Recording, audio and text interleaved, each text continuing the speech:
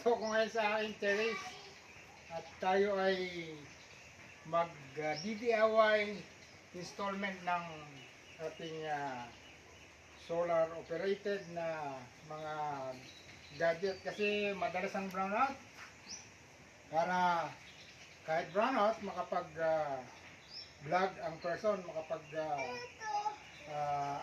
dala ng mga ating binibideo. So meron tayo itong solar panel na 35 watts, saka solar charger controller, meron tayong inverter at battery.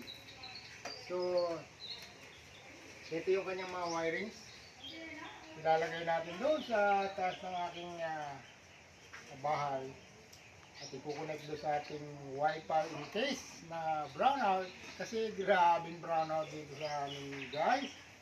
Maamunan lang ng konti, brownout na agad. So i-update ko kayo mamaya pag na-install na yung ating solar panel. Ano, naka-ready na yung ating ladder. Okay guys, update ko kayo mamaya.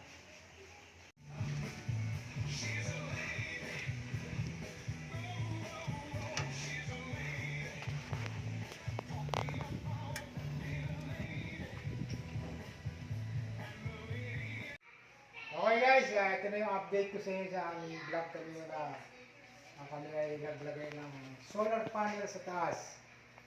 So ito na yung ating fan, solar charge controller. Ito yung galing sa solar panel. Ito yung papunta ron sa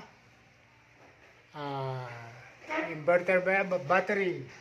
Tapos naka-connect na rin yung aming modem ng Converge para wala nang cut ng internet, para laging makapag-vlog ang person. Dito sa taas guys, dito yung battery, ito yung inverter. So susubukan natin magsaksak ng isang bumbilya. Ito ay 40 watts yata ito.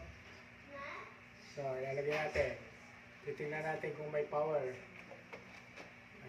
On! Ayun! Tapos subukan natin itong isang electric fan. Kung kaya niya yung isang electric fan, saka isang bulb. Pag umikot yung electric fan, ibig sabihin mabubuhay na kahit brownout. Ayun, umikot ang electric fan. Yes!